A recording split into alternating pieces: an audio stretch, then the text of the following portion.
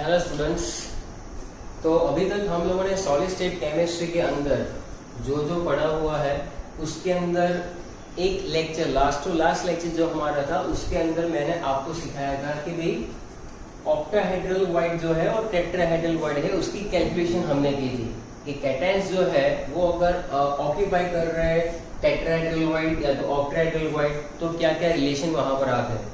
तो वहां की दो वैल्यू शायद आपको याद होगी जिसमें हमने डिराइव किया था कि r plus is equal to 0.225 r minus बराबर है, ये बेसिकली टेट्राहेड्रल वाइड के लिए था, और r plus is equal to 0.414 r minus, तो ये वैल्यू हमारी किसके लिए थी बेटा? ऑक्टाहेड्रल वाइड के लिए थी। जनरली जब कभी भी अरेंजमेंट होगा आयोनिक क्रिस्टल कंपाउंड का तब वहां पर हमें मालूम है कि जो क्वेश्चन अब तक हमने पढ़े हुए हैं वहां पर क्या होता है कि आपने देखा होगा कि compound form with the element A and B, element B तो a प्लस बी माइनस में b एनायन होता है।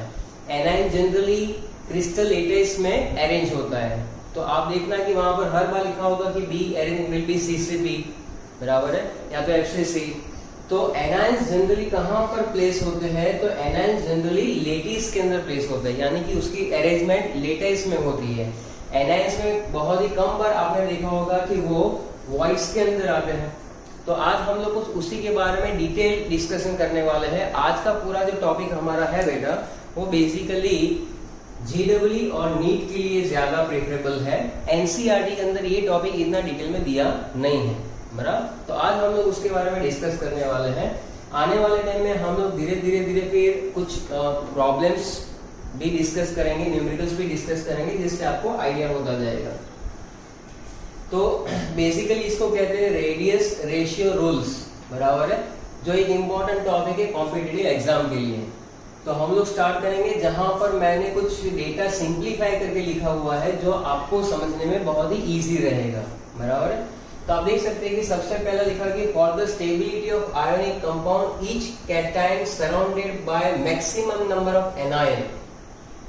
इससे बड़ा क्या लिखा हुआ है कि for stability of the ionic compound, यानी कि आयोनिक कंपाउंड की स्टेबिलिटी के लिए क्या जरूरी है कि जो भी कैटायन है, कैटायन की साइज हमें मालूम है छोटी होती है, तो कैटायन है उसके पास मैक्सिमम नंबर ऑफ एनायंस होने चाहिए तो उसकी स्टेबिलिटी होगी, क्योंकि मैक्सिमम नंबर ऑफ एनायंस होने से होगा क्या? वहां पर फोर्स ऑफ अट्रैक्शन, जिसको हम लोग कहते हैं इलेक्ट्रोस्टैटिक फोर्स ऑफ अट्रैक्शन, वो मैक्सिमम रहेगा बराबर है। तो इसकी वजह से स्टेबिलिटी बढ़ेगी।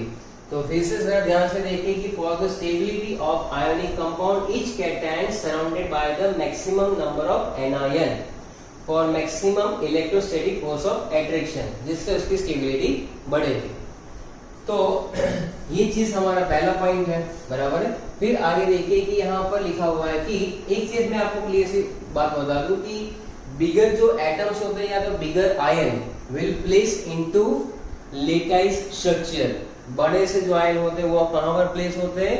लेटाइस स्ट्रक्चर के अंदर प्लेस होते हैं बराबर। तो they form lattice and smaller the atom और आयन, जितना स्मॉलर द एटम और आयन होगा it will be place into void बराबर। तो जैसे यहाँ पर ये बड़े बड़े जो मैंने बनाए हुए हैं एटम्स और आयंस, तो वहां पर क्या होगा?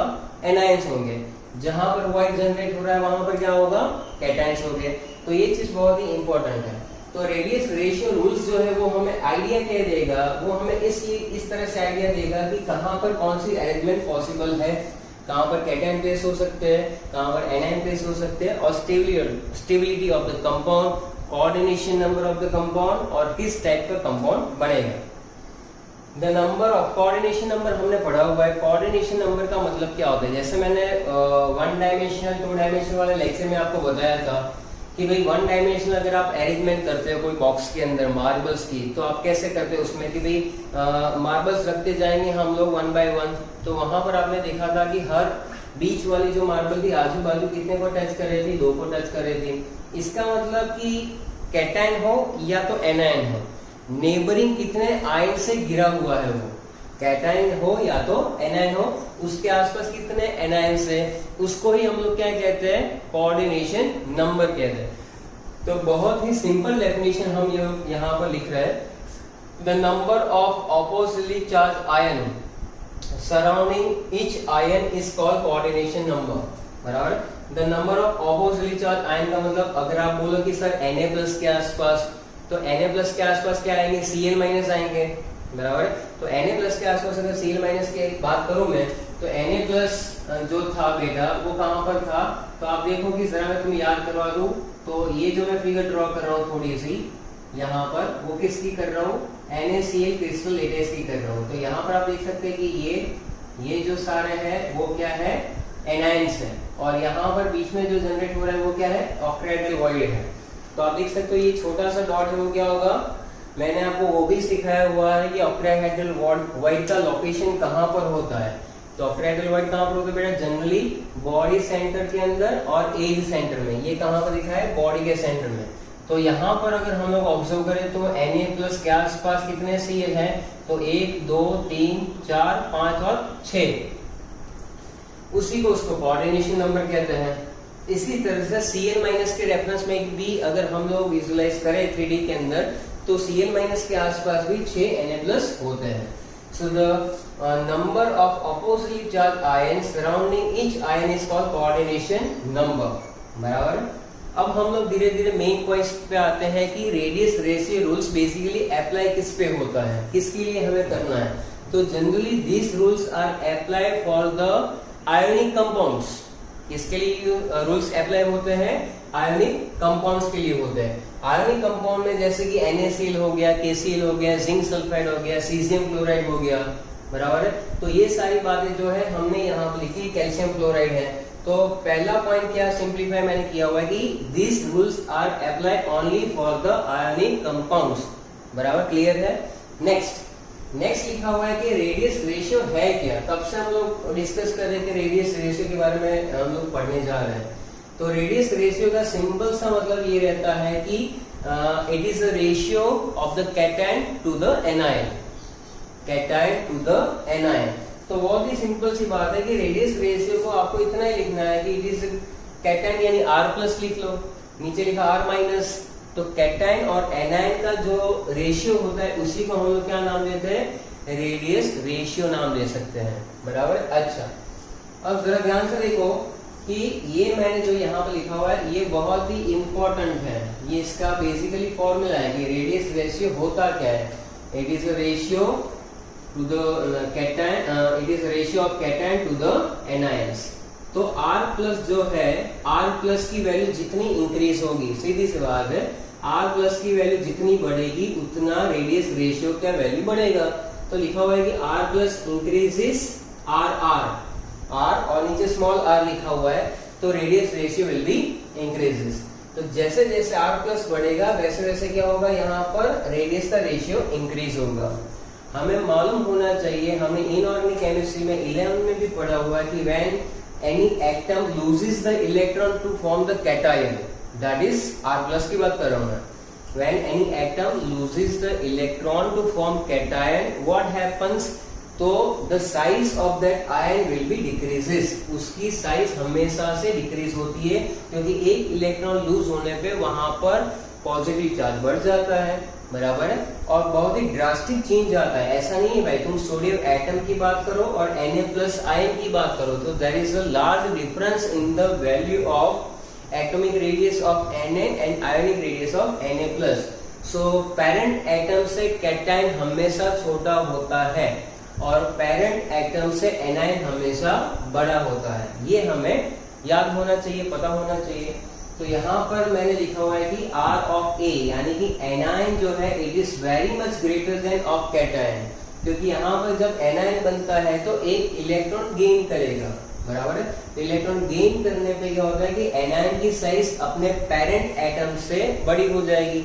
अगर मैं बात करूं कि Cl और Cl-, तो Cl- जो है वो एनायन है और Cl जो था वो पेरेंट एटम है। तो जब क्लोरीन एक इलेक्ट्रॉन गेन करके Cl- बनाता है तो वहां पर उसकी साइज काफी बढ़ जाती है। तो ये मैंने आपको याद करवा दिया, काफी बच्चे को मालूम होगा, लेकिन फिर भी ड्यूटी है हमारी कि हम आपको थोड़ा सा याद करवाते चले। क्लियर है यहाँ तक। फिर आएगी बात की रेडियस रेशियो जितना बढ़ेगा, रेडियस रेशियो की वैल्यू किसके ऊपर डिपेंड है बेटा, टोटली डिपेंड है वो R+ के ऊपर। किसके ऊपर डिपेंड है, R+ यानी कैटायन की जो रेडियस है या तो उसका जो साइज है। तो जैसे जैसे कैटायन की साइज बढ़ेगी वैसे वैसे रेडियस रेशियो इंक्रीज होगा, because it is directly proportional to R plus radius ratio and inversely proportional to R minus. अच्छा, तो रेडियस रेशियो हाई होगा तो स्टेबिलिटी भी बढ़ेगी। रेडियस रेशियो हाई होने से क्या होता है, स्टेबिलिटी इंक्रीज होती है। रेडियस रेशियो बढ़ने से कैटायन की साइज बढ़ेगी, बट ऑब्वियस है, और कोऑर्डिनेशन नंबर भी उसका हाई रहेगा, कोऑर्डिनेशन नंबर भी हाई रहेगा। सिंपल सी बात है कि जब तुम कैटायन की जो साइज है बराबर है वो जब बढ़ेगी तो सिंपल सा लॉजिक मैं तुम्हें बताता हूँ। मान लो कि यहाँ पर आपके पास एक ऐसा कैटायन है, ये वाला कैटायन, और एक कैटायन है यहाँ पर, बराबर ये कैटायन है, तो आप देख सकते हो कि एनायन तो बड़े ही होते हैं, तो मैं इसके आजू बाजू अगर एनायन अरेंज करना चाहूँ तो ये एनायन आ गई, चलो इतना है। यहाँ पर मैक्सिमम 3 एनायन हम लोग ड्रॉ कर सकते हैं, लेकिन जैसे जैसे कैटायन जो है उसकी साइज बढ़ती है, बराबर है, उसकी साइज बढ़ती है तो उसको उसके आसपास जो एनायन के नंबर है, एनायन के नंबर है वो क्या होते जाएंगे, बढ़ते जाएंगे। तो बहुत ही ध्यान से समझना कि यहाँ पर कैटायन जो है, रेडियस ऑफ कैटायन यहाँ पर कैसा है, छोटा है, यहाँ पर रेडियस ऑफ कैटायन कैसा है, बड़ा है। तो रेडियस ऑफ कैटायन जो है वो जब यहाँ से यहाँ जाकर इंक्रीज होता है, और इसकी वजह से क्या होता है कि इसके आसपास आने वाले एनायन जो है, इसके आसपास आने वाले एनायन से वो यहाँ से यहाँ जाने पे क्या हो जाते हैं, बढ़ जाते हैं। तो कोऑर्डिनेशन नंबर वही तो है, कोऑर्डिनेशन नंबर का मतलब क्या, कैटायन के आसपास जितने भी एनायंस पॉसिबल है या तो जितने अरेंज है, बराबर है।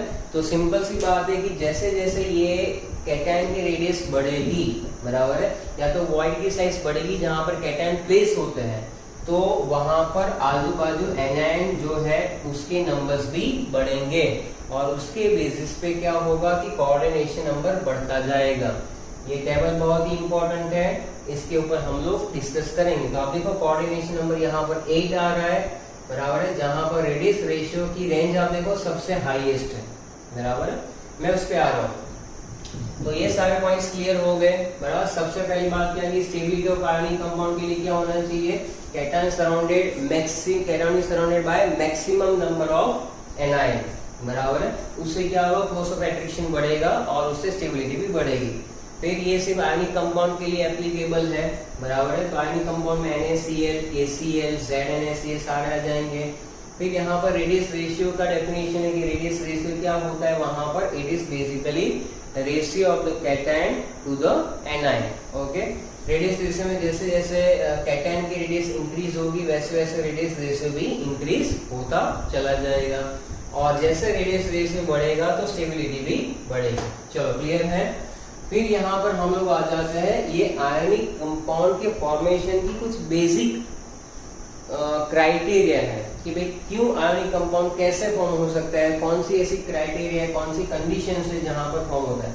तो मेनली 3 बातें मैंने डिराइव की है कि भाई ये जो अगर क्राइटेरिया हुआ, बराबर, तो यहाँ पर आयनिक कंपाउंड इजिली बन पाएगा। ये कुछ कुछ इससे मिलता जुलता तो है, लेकिन फिर भी आप अच्छे से देख लो। Cation and anion assume to be spherical in shape. हमें क्या करना है कि कैटायन और एनायन की साइज जो है वो मैंने पहले भी बताया हुआ आपको कि भाई एक हार्ड स्फीयर है, वैसे आपको एज्यूम करनी है। आपके पास देखो एक बॉक्स होता है जिसके अंदर आपको क्या प्लेस करनी है, मान लो कि पहले उसके अंदर आपको मार्बल्स प्लेस करनी है, तो आप मार्बल्स प्लेस करोगे जैसे जैसे, तो उसके बीच में उसमें अरेंजमेंट आती है 1 डायमेंशनल, 2 डायमेंशनल, 3 डायमेंशनल में square packing, hexagonal close packing. तो सबसे अच्छी पैकिंग कहाँ पर होती है वो भी हमने सीखा हुआ है, तो ये बात है। अच्छा, उसके बीच में एम्प्टी स्पेस तो रही जाती है, तो जो एम्प्टी स्पेस है वहां पर 2 टाइप के वॉइड जनरेट होते हैं, एक होता है टेट्राहेड्रल वॉइड, एक होता है ऑक्टाहेड्रल वॉइड। दूसरी बात मैं आपको बता दूं, टेट्राहेड्रल वॉइड जो है साइज में छोटा होता है, ऑक्टाहेड्रल वॉइड साइज में बड़ा रहता है, बराबर। तो कैटायन कितना बड़ा है उस तरह से प्लेसमेंट होगी। अगर कैटायन बड़ा हुआ तो ऑक्टाहेड्रल वॉइड में, कैटायन की साइज छोटी हुई तो वो टेट्राहेड्रल वॉइड में भी जा सकता है, बराबर है। जनरली एनायन जो होते हैं लेटाइस यानी क्रिस्टल लेटाइस फॉर्म करते हैं, जैसे कि FCC या तो CCP, लेकिन 100% ऐसा जरूरी नहीं है। अगर कहीं पर कैटायन की साइज बड़ी हो जाती है और एनायन की साइज कम होती है तो ये वाइस वर्सा हो सकता है। Okay, cation and anion assume to be spherical in shape and must be touching each other।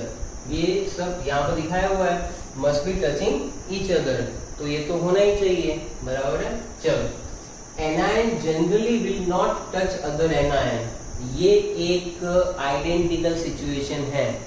Her bar anion anion को टच करे ऐसा भी नहीं होता है, और ना टच करे वैसा भी नहीं होता है, बराबर है। आप अलग अलग फिगर के अंदर देखोगे, अलग अलग एग्जाम्पल में तो अलग अलग होगा। एक जनरल है कि एनायन जो है generally will not touch each other anion, other anion को वो टच नहीं करना चाहिए। तो एनायन अगर दूर रहा, अब समझ लो कि अगर कैटायन की साइज बड़ी हुई, बराबर है, तो फिर एनायन एक दूसरे को टच नहीं करेंगे सीधा, तो वो क्या करेंगे, थोड़े से दूर रहेंगे।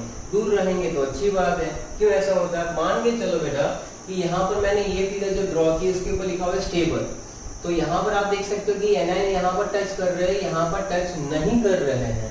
तो जहां पर टच करेंगे तो क्या होगा कि इसका भी चार्ज माइनस है, यहाँ पर ये माइनस माइनस है सब कुछ, बराबर है। तो माइनस माइनस के अपने इलेक्ट्रॉन क्लाउड होंगे, वो एक दूसरे को क्या करेंगे, रिपल करेंगे। रिपल करेंगे, इसकी वजह से क्या होगा कि वहां पर स्टेबिलिटी अच्छे से नहीं एस्टेब्लिश हो पाएगी। यहाँ पर क्या हो रहा है कि कैटायन की साइज बड़ी होने से एनायन जो है वो दूर रहते हैं। तो anion generally will not touch each यानी टच अदर एनायन, जहां पर एनायन एनायन एक दूसरे को टच नहीं करते हैं, वहां पर इलेक्ट्रॉन्स जो है उसका जो इलेक्ट्रॉन क्लाउड है, बराबर है, उसमें डिस्टेंस रहता है, तो रिपल्सन कम होता है। रिपल्सन कम होता है तो स्टेबिलिटी बढ़ेगी, बराबर है। So that is the logic behind that. Cation must be surrounded by anion, we know that, बराबर। वाइस वर्सा, कैटायन जो है it is also surrounded by anions and anions is also surrounded by cation. तो cation जो है वो anion से surround रहता है, बराबर है, और एनायन जो है वो कैटायन से भी सराउंड रहता है। उसी को हम लोग कोऑर्डिनेशन नंबर कहते हैं। तो ये तीन चीजें जो है जिसकी बेसिस पे हम लोग डिस्कस कर पाएंगे कि वहां पर एग्जैक्टली क्या हो रहा है। तो आयनिक कंपाउंड की सिंपल सी तीन फॉर्मेशन है या तो तीन क्राइटेरिया है कि कैटायन और एनायन को आपको हार्ड स्फीयर ऐसा एज्यूम करना है, एनायन दूसरे एनायन को टच ना करे तो अच्छी बात है, और उसके आसपास कैटायन के आसपास एनायन के नंबर्स और एनायन के आसपास कैटायन के नंबर्स जो होते हैं उसी को हम लोग कोऑर्डिनेशन नंबर कहते हैं। अब सबसे इंपॉर्टेंट बात, रेडियस रेशियो रूल्स होते हैं कुछ, बराबर है। रेडियस रेशियो रूल्स समझाने के लिए मैंने ये तीन फिगर यहाँ पर ड्रॉ की हुई है। तो रेडियस रेशियो रूल्स के अंदर सबसे बीच वाली जो फिगर है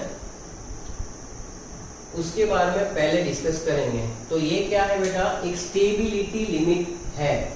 मान लो कि यहाँ पर ये चार जो एनायन हमने ड्रॉ किए हुए हैं उसके बीच में ये कैटायन एग्जैक्टली फिट हो जाता है, ना कम ना ज्यादा, बराबर है। तो क्या होगा कि इसको लिमिटिंग केस कहा जाता है।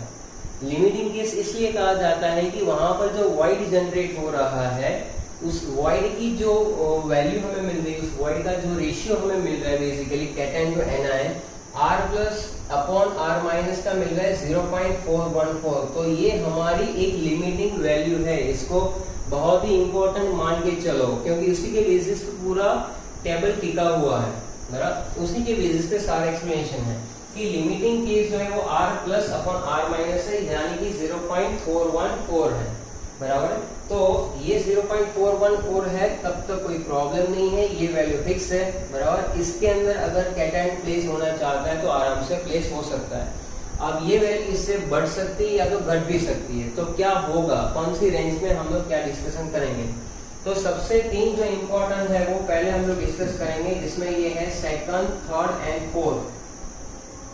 तो आप देख सकते हैं कि एक तो ये हुआ कि R plus upon R minus की वैल्यू लिमिटिंग हमने सेट कर दी 0.414, बराबर है। अच्छा, अब 0.414 ये रही वैल्यू, बराबर। 0.414 की वैल्यू यहाँ पर है, तो आप देख सकते हैं कि 0.414 हुआ, बराबर।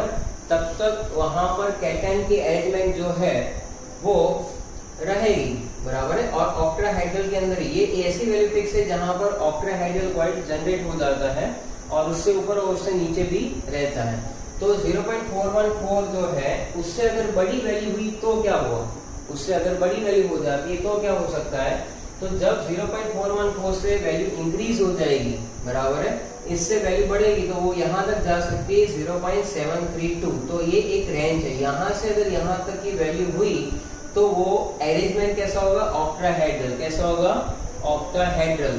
तो इसकी अपर लिमिट है, इसकी लोअर लिमिट है, बराबर है। ऑक्टाहेड्रल के लिए अपर लिमिट कौन सी है, 0.732।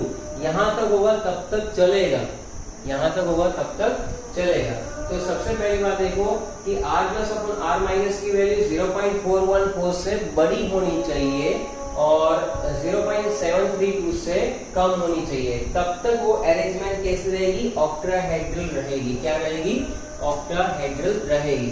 तो आप देख सकते हैं कि इस रेंज के अंदर क्या हो रहा है कि यहाँ पर कोऑर्डिनेशन नंबर 6 आ रहा है और ऑक्टाहेड्रल अरेंजमेंट है, जैसे कि NaCl का एक एग्जांपल है, बराबर। NaCl के एग्जांपल में r plus upon r minus की वैल्यू 0.525 आती है एक्चुअल में, बराबर है। तो वो वैल्यू इस रेंज में आती है, ये वैल्यू उस रेंज में आती है। इसके बेसिस पे आपको न्यूमेरिकल्स देने हैं कि भाई वो वैल्यू, मान लो कि आपको दो वैल्यू दे दी है, r प्लस और r माइनस की, आपने रेशियो निकाला, आपका आंसर अगर इस रेंज में आ रहा है तो आपको तुरंत क्लियर हो जाएगा कि भाई इसका कोऑर्डिनेशन नंबर 6 हो सकता है और उसकी स्ट्रक्चरल अरेंजमेंट कैसी होगी कि जहां पर ऑक्टाहेड्रल आएंगे, बराबर। ऑक्टाहेड्रल वाइड में Na+ होगा, Cl माइनस FCC में जाएगा। तो ये मैं आपको बताऊंगा कि NaCl में कैसे अरेंजमेंट होती है बाद में। पहले हम लोग इसके बारे में डिस्कस कर रहे हैं। तो r plus upon r minus should be greater than 0.414, it will be less than 0.732, तब तक चलेगा। लेकिन जैसे ही वैल्यू आप देखो कि इससे वैल्यू अगर बड़ी हुई, इससे वैल्यू अगर बड़ी हो जाती है तो क्या हो जाएगा कि यहाँ पर तीन अलग अलग फिगर हैं, बराबर है। तो अलग अलग फिगर है तो उसमें क्या दिखा रहा है, आप जरा ध्यान से पहले इसको भी समझ लो कि ये क्या कहना चाहता है। तो यहाँ पर जो एनायन से बेटा वो एक दूसरे को टच नहीं कर रहे। क्यों टच नहीं कर रहे, क्योंकि उसकी लिमिटिंग केस की वैल्यू जो थी 0.414 वो नहीं है, अब उससे ज्यादा है वैल्यू, यानी कि कैटायन की साइज जो है इससे बड़ी होगी, वाइड की साइज भी इससे बड़ी होगी जहां पर कैटायन प्लेस होने वाला है। तो r plus upon r minus जो है उसकी वैल्यू इससे बढ़ते ही क्या हो जाएगा, तो ये जो है ना ये वाला कैटायन, बराबर है, या तो उसका जो वाइड है वो कैसा हो जाएगा, बड़ा हो जाएगा। तो ये जैसे ही इसकी साइज इंक्रीज होती है तो आप देखो कि डायरेक्टली एनायन एक दूसरे को टच नहीं कर रहे। अब इसकी साइज बड़ी होने से फायदा हुआ हमारा, क्योंकि इसके आसपास जो एनायन है वो एक दूसरे को डायरेक्टली टच नहीं कर रहे। डायरेक्टली टच नहीं कर रहे तो क्या हुआ, इसके जो इलेक्ट्रॉन क्लाउड है वो क्या रहेंगे, थोड़े से दूर रहेंगे, तो रिपल्सन कम होगा। रिपल्सन कम होने से ये कैसा रहेगा, स्टेबल रहेगा, बराबर है। ऐसी बात, ये बात है ऐसी कि जहां पर मान लो कि कैटायन बहुत ही छोटा है तो उसमें प्लेस ही नहीं हो रहा है, बराबर है, तो ये अनस्टेबल है। ये अनस्टेबल है यानी क्या हुआ कि r plus upon r minus की वैल्यू 0.414 से कम हो जाती है, बराबर, 0.414 से कम हो जाएगी। तो 414 जो है एक बेसिक वैल्यू है, 414 से कम हो रही है तो कौन सी रेंज में जाएगी, 0.2252 टू 0.414, एक्जेक्टली 0.414 पे वो ऑक्टाहेड्रल वाइड में आ जाता है। इससे नीचे अगर कोई कैटायन की साइज है तो वो बेसिकली टेट्राहेड्रल वाइड में जाएगा। कहां पर प्लेस होगा, वो टेट्राहेड्रल वाइड में जाएगा। कोई भी क्रिस्टल होता है उसके अंदर ऑक्टाहेड्रल वाइड भी जनरेट होते हैं और टेट्राहेड्रल वाइड भी जनरेट होते हैं। अगर वाइड की साइज 0.414 है, बराबर, तो वहां पर एक्जेक्टली प्लेस हो जाएगा। उससे बड़ा है, बराबर, उससे बड़ा है तो जो है वो वहां से आगे शिफ्ट करेगा कि भाई इस रेंज में अगर आ रहा है तो ठीक है, तो वहां पर ऑक्टाहेड्रल अरेंजमेंट ही रहेगी। दूसरी बात, 0.414 से अगर छोटी वैल्यू हो जाएगी तो ये इस रेंज में जाएगा जहां पर इसके बीच में वाइड तो है बड़ा ऑक्टाहेड्रल वाइड, लेकिन इसमें कैटायन फिक्स होता नहीं है, तो वो कहां पर जाएगा, फिर कैटायन उसमें प्लेस नहीं हो पाएगा तो वो टेट्राहेड्रल वाइड में जाएगा। इसलिए यहाँ पर इस वैल्यू में हमने लिखा हुआ कि टेट्राहेड्रल है अरेंजमेंट। ओके, चलो अगर 0.732 से वैल्यू बढ़ गई, 0.732 से वैल्यू बढ़ गई तो भी इसको हम लोग ऑक्टाहेड्रल वाइड नहीं करेंगे। उसको ऑक्टाहेड्रल वाइड नहीं कहेंगे तो फिर वो जाएगा बॉडी सेंटर्ड क्यूबिक के अंदर, यानी कि बॉडी क्यूबिक वाइड बनेगा। वो बॉडी क्यूबिक वाइड जब बनेगा तो उसकी अरेंजमेंट होगी BCC, बराबर है। और उसका कोऑर्डिनेशन नंबर हो जाएगा 8। ये किस में होता है? सीजियम क्लोराइड में होता है। किस में होता है? सीजियम क्लोराइड में होता है। तो आप देख सकते हैं सीजियम क्लोराइड का स्ट्रक्चर अगर आपको याद हो तो सीजियम क्लोराइड का स्ट्रक्चर कुछ ऐसा था। बॉडी सेंटर क्यूबिक के अंदर बेटा यहाँ पर सारे के सारे क्या है? ये एनायन है, बराबर है। और ये एनायन जो है उससे जितने भी वॉइड जनरेट हो रहे हैं उसमें ये अगर फिक्स नहीं हो रहा है, बराबर, यानी कि वैल्यू जो है it will be r plus upon r minus, r plus upon r minus की वैल्यू ग्रेटर देन 0.732 हो जाता है तो वो बॉडी क्यूबिक वॉइड में यानी कि एक्चुअली यहाँ पर प्लेस करेगा। इसको कहते हैं हम लोग बॉडी क्यूबिक वॉइड, बराबर है। क्लियर हो रहा है? अच्छा, अब मैं आपको एकदम सिंप्लीफाई करके पहले ये टेबल क्या मैं बता देता हूँ कि आपको इतना याद रखना है कि r plus upon r minus, r plus upon r minus less than 0.414। अगर 414 से कम हुआ तो उसको हमें कहाँ पे जाना पड़ेगा? टेट्राहेड्रल वॉइड में। कहाँ पर? टेट्राहेड्रल वॉइड में। क्लियर है? ये पहली बात। 0.414 से थोड़ा सा भी कम हुआ तो टेट्राहेड्रल वॉइड में जाएगा, कोऑर्डिनेशन नंबर रहेगा 4 और एग्जाम्पल कौन सा होगा? जिंक सल्फाइड, बराबर है। r plus upon r minus, बराबर, r plus upon r minus की वैल्यू अगर 0.414 से कैसी हो गई? बड़ी हो गई, बराबर है। 0.414 से इसकी वैल्यू बड़ी हो गई, बराबर है। और उसकी वैल्यू जो है छोटी किससे रही? 0.732 से। r देखो जरा ध्यान से देखना, r plus upon r minus की वैल्यू जो है 0.414 से बड़ी और इससे छोटी हुई, बराबर। तो क्या होगा वो? तो रहेगा ऑक्टाहेड्रल वॉइड में। कहाँ पर रहेगा? ऑक्टाहेड्रल वॉइड के अंदर, बराबर। तो r plus upon r minus की वैल्यू यानी कि इस रेंज में है, बराबर। आपको यही पकड़ना है। ये जो लेफ्ट हैंड साइड वाली वैल्यू है ना वो लिमिटिंग वैल्यू है, ऐसे कि भाई 414 हुआ तो ऑक्टाहेड्रल, बराबर है।